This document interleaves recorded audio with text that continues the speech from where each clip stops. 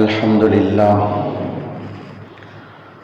نحمده ونستعينه ونستغفره ونؤمن به ونتوكل عليه ونعوذ بالله من شرور أنفسنا ومن سيئات أعمالنا من يهده الله فلا مضل له ومن يضلله فلا هادي له ونشهد أن لا إله إلا الله وحده لا شريك له ونشهد أن سيدنا ونبينا مولانا محمدا عبده ورسوله أما بعد فقد قال الله تعالى وكنا نقول مع الخائضين صدق الله العلي العظيم وقال النبي صلى الله عليه وسلم رفع القلم عن ثلاث النائم حتى استيقظ والصبي حتى يبلغ والمجنون حتى يفيق أو كما قال عليه الصلاة والسلام.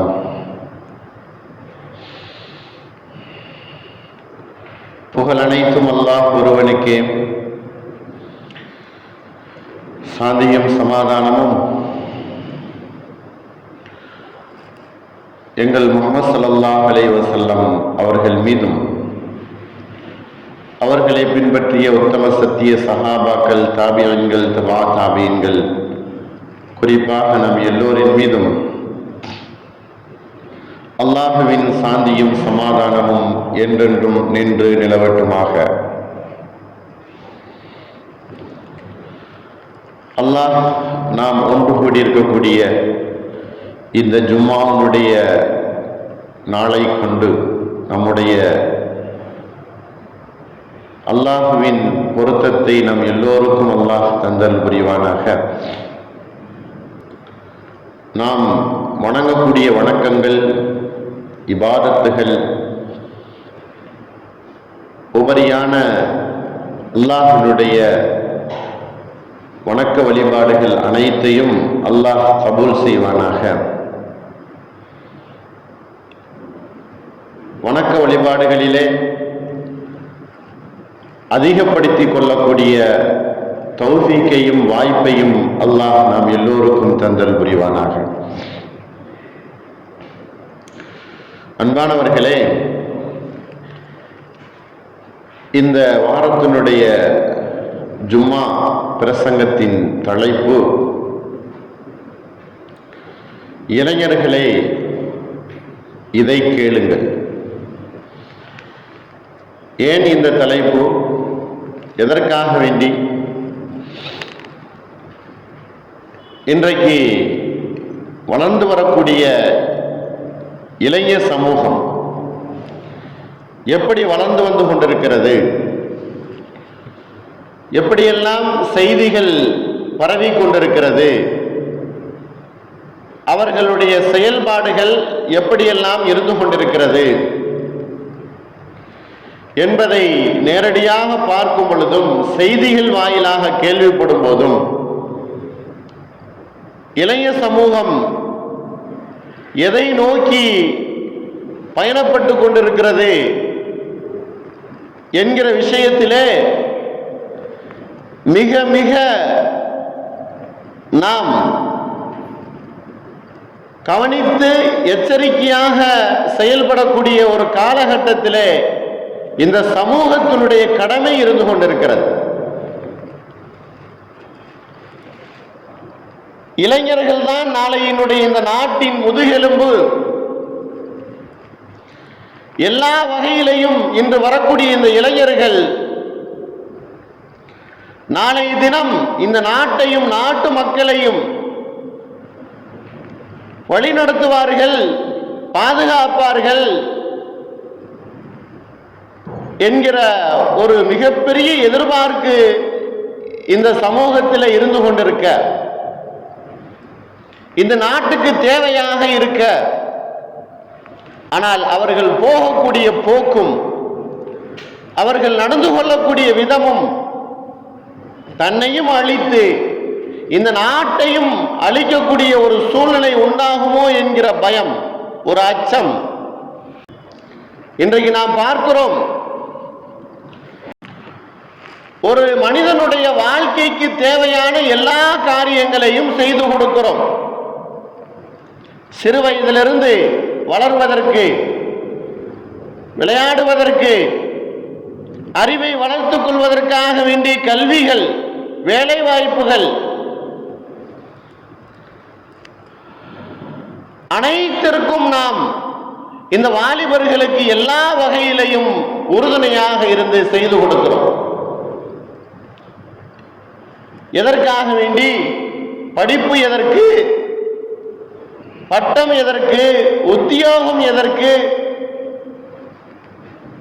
அவனுடைய வாழ்க்கைக்காக வேண்டிதான் இவைகள் அனைத்துமே.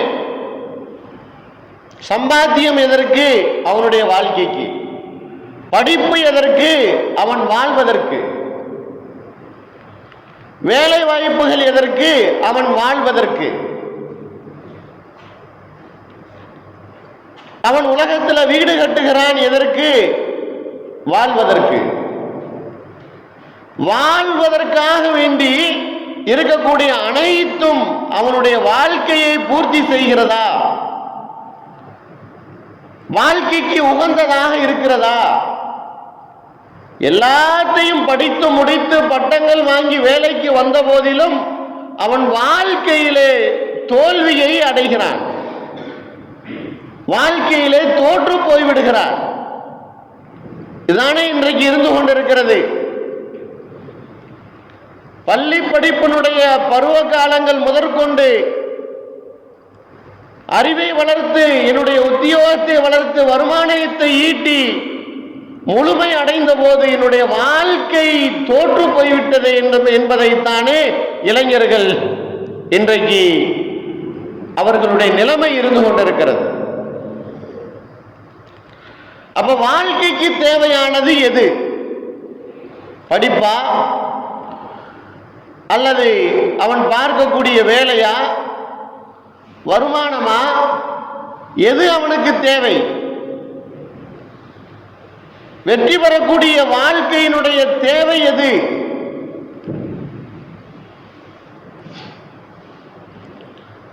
கல்வி இருக்கிறது, நல்ல ஒரு உத்தியோகம் இருக்கிறது. ஆனால் வாழ்க்கையில ஈடுபடும் பொழுது, திருமண வாழ்க்கையிலே அவன் நுழையும் பொழுது, திருமண வாழ்க்கை என்பது அவனுக்கு ஃபெயிலியராக, தோல்வியாக ஆகிவிடுகிறது. எல்லாமும் அந்த திருமணத்தினுடைய வாழ்க்கையை நோக்கித்தான் பயணித்துக் கொண்டிருக்கக்கூடிய நிலை இளைஞர்கள். திருமணத்துக்கு முன்னால் உள்ள வாழ்க்கை என்பது தயாரிப்பு. திருமண வாழ்க்கை என்பது அவனுடைய வெற்றி பெறக்கூடிய வாழ்க்கை. அந்த வாழ்க்கையை இந்த இளைஞர்கள் எப்படி எதிர்நோக்குகிறார்கள்? ஏனென்றால் நபி ஸல்லல்லாஹு அலைஹி வஸல்லம் அவர்கள் சொன்னார்கள், ஒரு மனிதனை கவனிக்குதல் என்பது அவனை அல்லாஹ் மலக்குகளை நிர்ணயம் செய்து ஒரு மனிதனுடைய வாழ்க்கையை அல்லாஹ் எழுதி கொண்டிருக்கிறார். எல்லாமே எழுதப்பட்டு கொண்டிருக்கிறது. எல்லா சகல காரியங்களும், ஒரு மனிதனுடைய அனைத்து செயல்களும் மலக்குகளை வைத்து எழுதப்பட்டு கொண்டிருக்கிறது. ஆனால் நபி ஸல்லல்லாஹு அலைஹி வஸல்லம் அவர்கள் சொன்னார்கள், 3 மனிதர்களை விட்டு அல்லாஹ்வுடைய எழுதுகோல் உயர்த்தப்பட்டு விடுகிறது. 3 மனிதர்களுடைய விஷயத்தில் அல்லாஹ் எழுத மாட்டான். அவனுடைய தவறுகள் எழுதப்படுவதில்லை, பாவச் செயல்கள் எழுதப்படுவதில்லை. 3 மனிதர்களை விட்டும் எழுதுகோலை அல்லாஹ் உயர்த்தி விட்டார். ருபியால் கலமு அன் சலாசின், 3 நபர்கள் அவர்கள் பாவச் செயல்களை எழுதப்படுவதை விட்டும் அல்லாஹ் தடுத்து விட்டான். அவர்களிடத்துல நீங்க எழுதாதீங்க.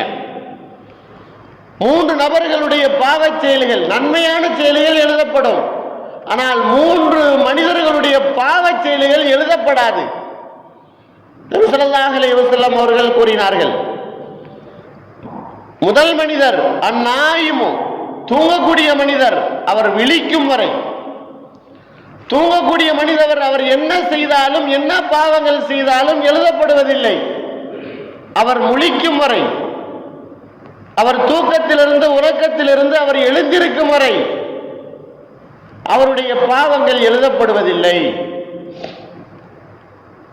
தொழுகாமல் தூங்கிவிட்டாலும் கூட எழுந்திருத்தவுடன் தொழுக வேண்டும். பாவங்கள் எழுதப்படுதல் என்பது 3 நபர்களை விட்டும் அல்லாஹ் உயர்த்தி விட்டான். அதுல முதல் மனிதர் உறங்கிக் கொண்டிருக்கிறார், அவர் முழிக்கும் வரை. இரண்டாவது, நபி ஸல்லல்லாஹு அலைஹி வஸல்லம் அவர்கள் சொன்னார்கள், அஸ்ஸபியு, சிறு குழந்தைகள், அவர்கள் வயதுக்கு வரும் வரை அவருடைய பாவங்கள் எழுதப்படுவதில்லை.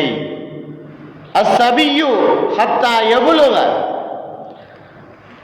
சிறு வயதில் இருக்கக்கூடியவர்கள், அவர்கள் பாவச் செயல்கள் எழுதப்படுவதில்லை, குற்றம் பிடிக்கப்படுவதில்லை, குற்றவாளி என்கிற கணக்கிலே அவர்கள் வருவதில்லை. எதுவரை? அவர்கள் வயதுக்கு வரும் வரை. 15 வயது ஆகிவிட்டது என்று சொன்னால் அப்பொழுதுதான் அவர்களுடைய எல்லா செயல்களும் பாவச் செயல்களும் எழுதப்படுகிறது. அதுவரையிலும் இல்லை. அவர்கள் தங்களுடைய செயல்களிலே பாவங்கள் புரிந்திருந்தாலும் சின்ன சின்ன தவறுகள் செய்திருந்தாலும் அது மன்னிக்கப்படுகிறது. மூன்றாவது விஷயத்தை நபி ஸல்லல்லாஹு அலைஹி வஸல்லம் அவர்கள் சொன்னார்கள், அல் மஜ்னூனு ஹத்தா யஃபீக, புத்தி சுவாதீனம் இல்லாத மனிதர், புத்தி சுவாதீனம் இல்லாத மனிதர், அவர் அந்த புத்தி சுவாதனத்திலிருந்து நீங்கும் வரை, சரியாகும் வரை அவருடைய பாவங்கள் எழுதப்படுவதில்லை.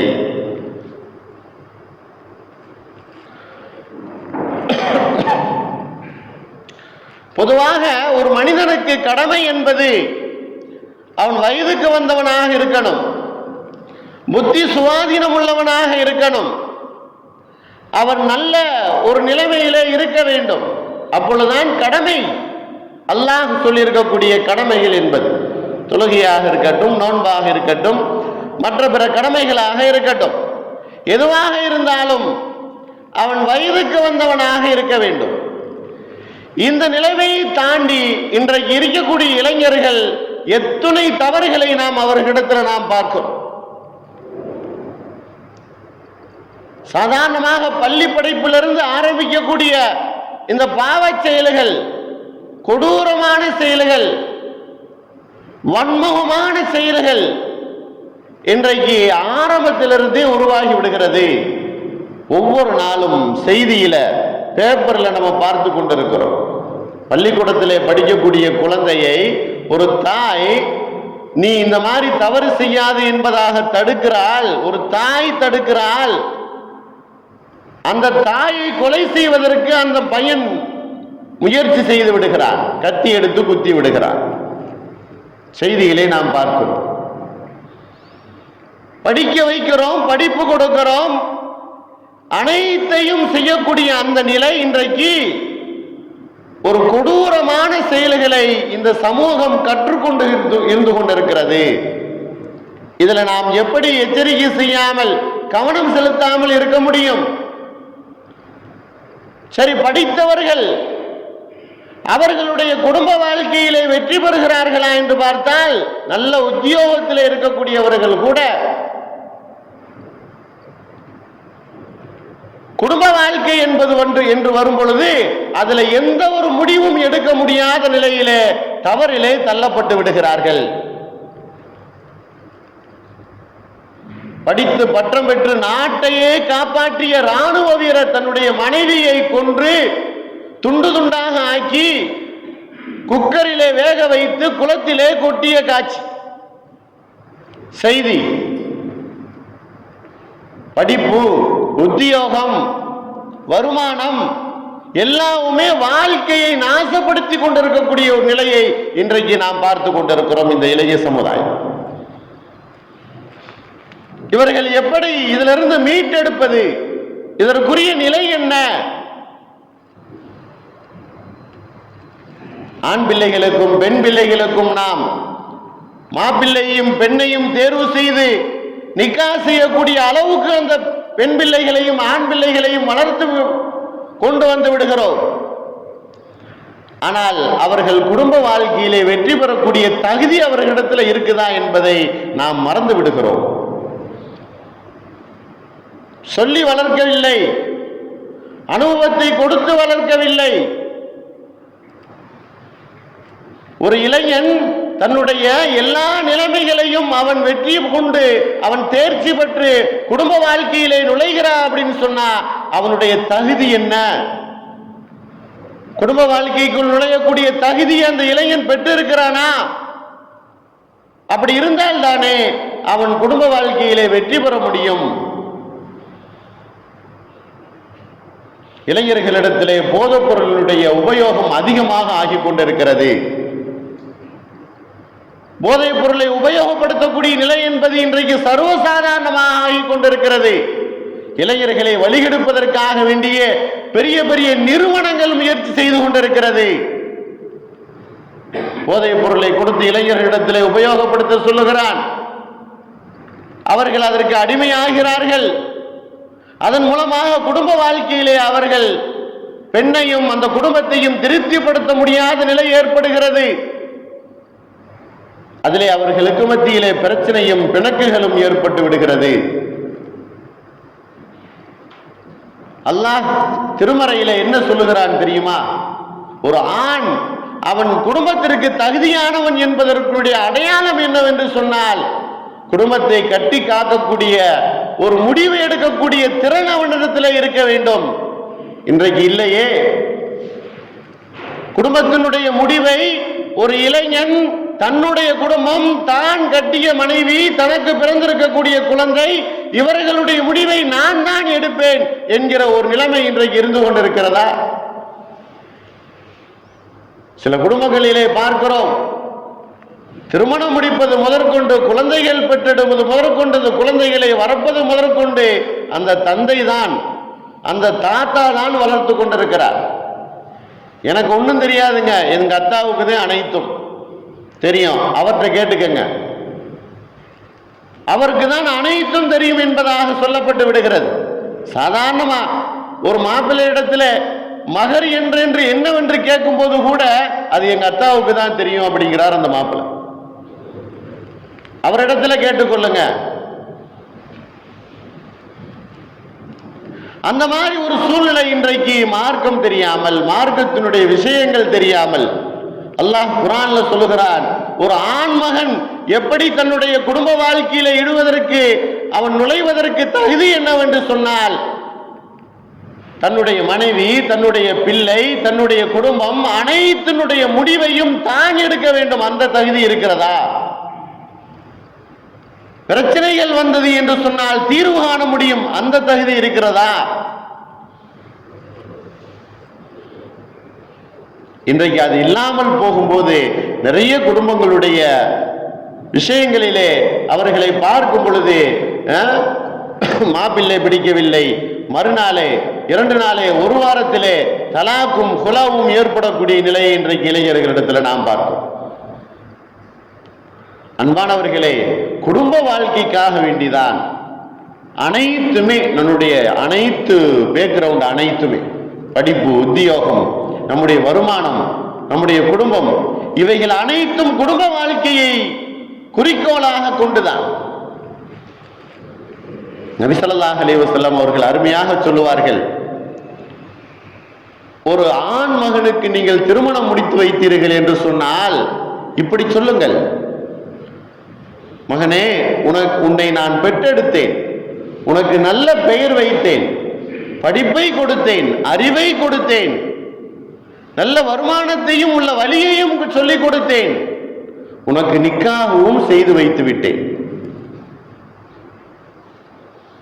இதற்கு பின்னால் உலகத்தினுடைய குழப்பமாக இருந்தாலும், மறுமையினுடைய வேதனையாக இருந்தாலும் உன் மூலமாக எனக்கு ஒன்றும் வரக்கூடாது.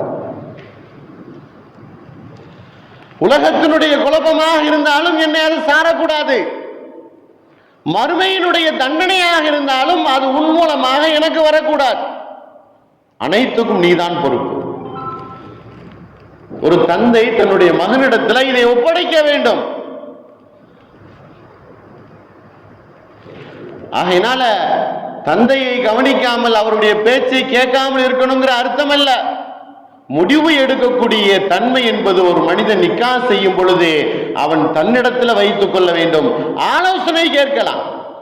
தன்னுடைய மகனிடத்திலே ஆலோசனை, தந்தையிடத்திலே ஆலோசனை, தாயிடத்திலே ஆலோசனை, எல்லோரிடத்திலையும் ஆலோசனைகள் கேட்கலாம்.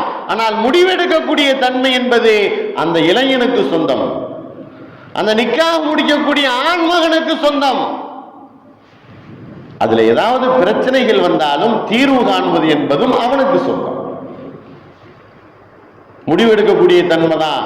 அதுல பிரச்சனை வந்துருச்சுன்னா அதை சால்வ் பண்றது என்னுடைய அத்தா அப்படின்னு சொல்லக்கூடாது. அன்பானவர்களே, இன்றைக்கு இளைஞர் சமுதாயத்தினுடைய கவனிக்குதல் என்பது இந்த சமூகத்துக்கு மிக மிக அவசியமானதாக இருந்து கொண்டிருக்கிறது.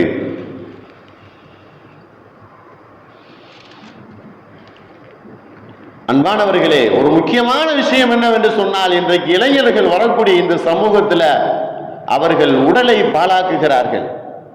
சிந்தனையை ஓர்முகப்படுத்த தெரியவில்லை. உடல் ரீதியாகவும் அவர்களுடைய சிந்தனை ரீதியாகவும் அவர்களுடைய செயல் ரீதியாகவும் பாதிப்புகள் நிறைய ஏற்படுகிறது. முக்கியமாக இன்றைக்கு மருத்துவமனைகளில் குறிப்பாக கருத்தரிப்பு மையங்கள் அதிகமாகி கொண்டிருக்கிறது. ஆண்மகன் குழந்தை பெற்றுக்கொள்ள முடியாத சூழ்நிலை இன்றைக்கு ஏற்பட்டு விடுகிறது. போதைப் பொருளுடைய உபகாரம், கெட்ட படங்களை பார்க்கக்கூடிய நிலை, இதை சமூகத்தில் சொல்லாமல் இருக்க முடியாது. இதுதான் இன்றைக்கு மிகப்பெரிய ஃபால்ட்டாகவும் பிரச்சனையாகவும் இருந்து கொண்டிருக்கிறது. ஒரு ஊரிலே ஒரு இடத்திலே போய் பார்த்தால் கடைகள் இருப்பதை போன்று கருத்தரிக்கும் மையங்கள் இருந்து கொண்டிருக்கிறது. மருத்துவமனைகள் இருந்து கொண்டிருக்கிறது. அன்பானவர்களே, இதை நாம் சற்று ஆய்வு செய்து பார்க்கும் பொழுது போதைப் பொருளை தயாரிக்கக்கூடிய நிறுவனமும் அதுதான், கருத்தரிக்கும் மையங்களை கொண்டு வரக்கூடிய நிறுவனமும் அதுதான். இது விஷயத்தில் நாம் எவ்வளவு கவனக்குறைவாக இருந்து கொண்டிருக்கிறோம். அடுத்து நாம் ஆரம்பத்திலேயே குடும்பத்தில் ஆண் பெண் குழந்தைகளுக்கு மத்தியில வேறுபாடுகளை பார்க்கவே கூடாது. ஒரு குடும்பத்தை இன்றைக்கு சராசரியாக நடத்தி கொண்டிருக்கக்கூடிய ஒரு ஆண் மகன் அவன் போய் இன்னைக்கு பெண் குழந்தைகள் குடும்பத்தை நடத்தி கொண்டிருக்கின்றது. எவ்வளவு தைரியமான முறையிலே இளைஞர்கள் திருமணம் முடித்த அந்த ஆண்கள் நமக்கு பணம் வேண்டும், சம்பாதிக்கும் என்பதற்காக வேண்டி முழு பொறுப்பையும் அந்த பெண்ணிடத்திலே கொடுத்துவிட்டு இவர் வெளிநாட்டுக்கு சென்று விடுகிறார். குழந்தைகளை வளர்ப்பது முதற்கொண்டு, படிப்பை கொடுப்பது முதற்கொண்டு, செலவழிப்பது முதற்கொண்டு, அதாவது ஃபீல்ட் ஒர்க் தன்னுடைய குடும்பத்திலே ஒரு பெண் செய்து கொண்டிருக்கிறார். இவருக்கு என்ன வேலை? பணத்தை அனுப்புவது, அதுதான் இவருடைய வேலை. இன்றைக்கு எத்தனை குடும்பங்களிலே பெண்கள் அவர்களுடைய சொந்த திறமைகளை கொண்டு குடும்பங்களை வளர்த்து கொண்டிருக்கிறார்கள். பார்க்கிறோம் அல்லவா? அன்பானவர்களே, இன்றைக்கு நம்முடைய சூழ்நிலைகளை பார்க்கும் பொழுது இந்த இளைஞர் சமுதாயத்தினுடைய நிலைமை என்ன? ஆணுக்கும் பெண்ணுக்கும் சரிசமமான உரிமைகளை கொடுக்குது. சாதாரணமா வீட்டில் ஒரு பெண் பிள்ளை சுத்தம் செய்தால், அதாவது பாத்திரத்தை சுத்தம் செய்தாலோ அல்லது வீட்டை கூட்டினாலோ அதை நாம் விட்டு விடுவோம். ஆனால் ஒரு ஆண் மகன் அந்த விளக்கமாத்தை எடுத்தோ அல்லது பாத்திரத்தை எடுத்தோ அதே உடன் பிறந்த அந்த குழந்தை ஆண் சுத்தம் செய்யும் போது நாம் ஒரு மாதிரியாக பார்க்கிறோம். நீ உட்கார்ற, பொம்பளை புள்ள பார்க்கட்டும். நபி ஸல்லல்லாஹு அலைஹி வஸல்லம் அவர்கள் சொன்னார்கள், ஆணுக்கும் பெண்ணுக்கும் வித்தியாசம் பார்க்குது என்பது நீங்கள் சொர்க்கம் செல்வதற்கு தடையாக ஆகும். ஆண் பெண்ணுடைய வித்தியாசம் குடும்பத்திலே நீங்கள் பார்த்தீர்கள் என்று சொன்னால் சொர்க்கம் செல்வதற்கு அது தடையாக ஆகும் என்பதாக சொன்னார்கள். மேற்கத்திய கலாச்சாரங்கள் இன்றைக்கு ஊடுருவி விட்டது. பெற்றோர்களை கவனியுங்கள். இன்றைய குடும்பத்திலே இணையக்கூடிய இந்த மாப்பிள்ளையும் பெண்ணையும் எவ்வளவு மேற்கத்தினுடைய கலாச்சாரங்கள் உள்ளே ஊடுருவி இருக்கின்றது. என்ன கலாச்சாரம்?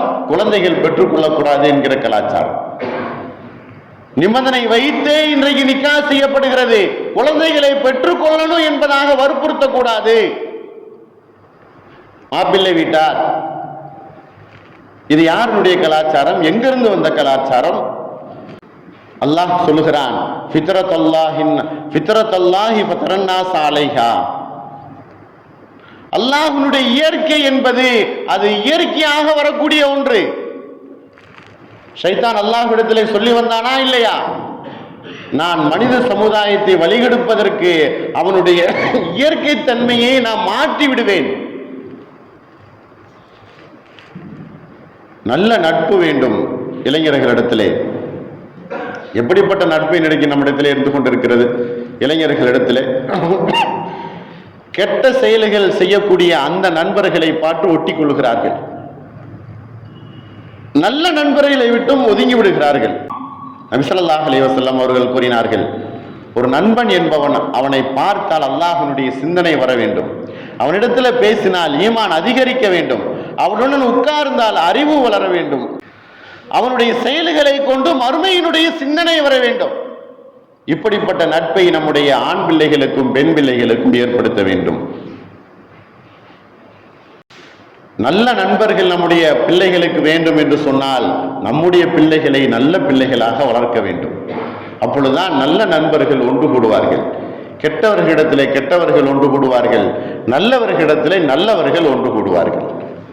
நாம் நம்முடைய குழந்தைகளை நல்ல நட்புகளை ஏற்படுத்த வேண்டும் என்று சொன்னால் நம்முடைய குழந்தைகளை நல்ல குழந்தைகளாக நாம் மாற்றியிருக்க வேண்டும். எதிரிகள் உடனடியாக தெரிந்து விடுவார்கள். ஆனால் நண்பர்கள் பழக பழகத்தான், அவர்களுடைய நட்பின் மூலமாகத்தான் அவர்கள் நல்லவர்களா கெட்டவர்களா என்பதாக நாம் புரிந்து கொள்ள முடியும். நல்ல நட்பை தேர்வு செய்யும் பொழுது உன்னை நீ நல்லவனாக மாற்றிக் கொண்டதற்கு பின்னால் தான் நல்ல நட்பை நீ தேர்வு செய்ய முடியும்.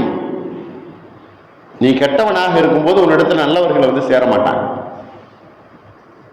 நீ கெட்ட செயல்கள் செய்து கொண்டிருக்கும் பொழுது நல்ல மனிதர்களிடத்திலே வரமாட்டார்கள். ஆனால் இன்றைக்கு சமூகம் ஒரு பெரிய மாயை ஏற்படுத்தி இருக்கிறது.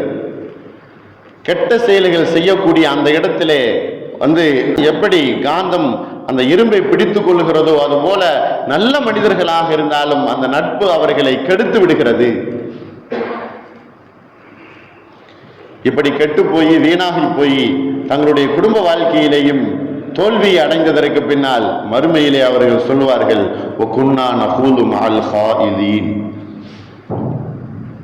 வீணாக உலகத்திலே சுற்றி திரிந்து தங்களுடைய வாழ்க்கையை வீணடித்தார்களே, அப்படிப்பட்டவர்களோடு நாங்களும் இருந்து விட்டோமே என்பதாக அங்கு போய் கை செய்தப்படக்கூடிய நிலையை அல்லாஹ் குர்ஆன்ல தெளிவாக சொல்லி காட்டுகிறார். ஆகையினால் அன்பானவர்களே, அல்லாஹ்வின் நல்லடியார்களே, நம்முடைய இளைஞர்களை நாம் அவர்களுடைய எதிர்காலத்தினுடைய சூழ்நிலையை கருத்திலே கொண்டு அவர்களை நாம் வளரச் செய்ய வேண்டும். எல்லா விஷயங்களையும் அவர்களிடத்தில் நாம் பரிமாறிக்கொள்ள வேண்டும். இல்லை என்று சொன்னால் யாரோ ஒருவர் நம்முடைய குழந்தைகளிடத்திலே, நமது ஆண் பிள்ளைகளிடத்திலே, பெண் பிள்ளைகளிடத்திலே உள்ளே நுழைந்து அவர்களை வழிகெடுத்து விடுவார்கள். நாம் அவர்களை வழி காட்டுவதற்கு நாம் மறந்துவிட்டோம் என்று சொன்னால், அவர்களுக்கு வழிகாட்டுவதை விட்டும் நாம் ஒதுங்கி நம்முடைய செயல்களிலே இருந்தோம் என்று சொன்னால் அவர்களை வழிகெடுப்பதற்கு வேறொரு கூட்டத்தினர்கள் வந்து விடுவார்கள். இதற்கு அல்லாஹ்விடத்திலேயே சபதம் எடுத்து வந்திருக்கிறான் ஷைத்தான் என்பவன், நான் மனிதர்களை வழிகெடுப்பதில் முதன்மையாக நான் இருப்பேன். இன்றைக்கு அதுதான் உலக அளவிலே நடந்து கொண்டிருக்கிறது. இளைஞர் சமுதாயத்தை வழிகெடுப்பதற்காக வேண்டி உலக அரங்கிலே, உலக அளவிலே அது நடந்து கொண்டிருக்கிறது. இதை நம்முடைய குழந்தைகளுக்கு புரிய வைக்க வேண்டும்.